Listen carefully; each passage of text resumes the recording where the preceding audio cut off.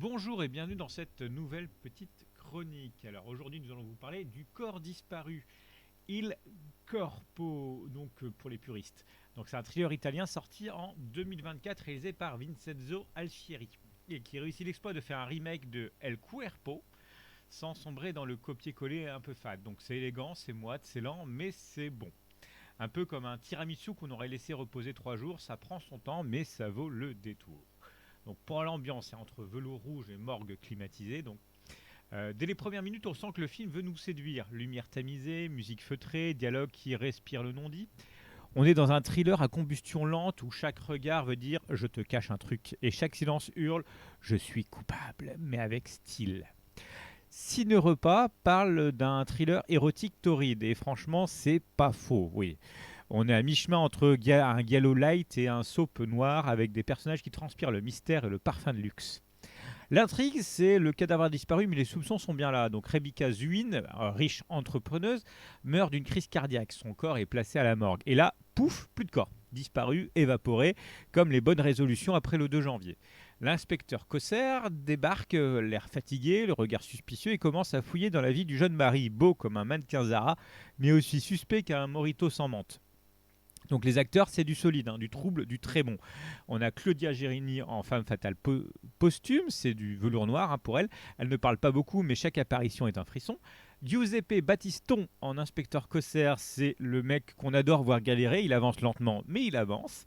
Andrea Di Luigi, qui joue le veuf, joue parfaitement l'ambiguïté. Est-il coupable? Est-il juste trop beau pour être honnête? On doute, on soupçonne, on savoure.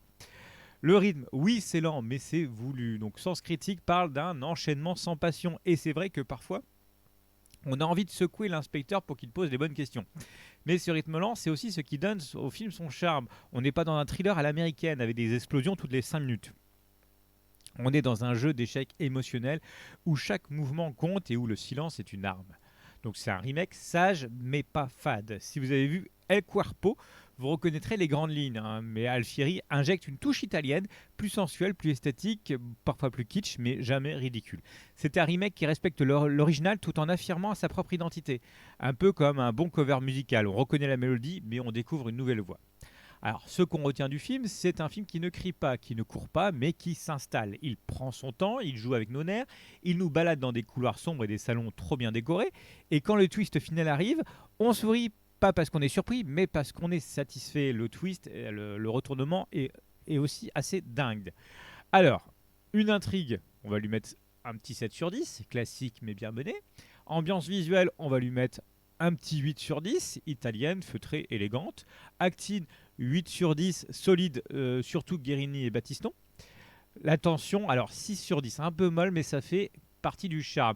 Originalité du remake, 6 sur 10. Sage, mais avec quelques bons ajouts. Donc, en conclusion, le corps a disparu, mais le style est bien là. Le corps disparu, c'est un thriller qui ne révolutionne rien, mais qui fait les choses bien. C'est élégant, c'est lent, c'est parfois trop sage, mais c'est plaisant. Un film à regarder avec un verre de vin rouge, une lumière tamisée et l'envie de se laisser porter. Et franchement, dans le paysage des remakes, c'est déjà pas mal.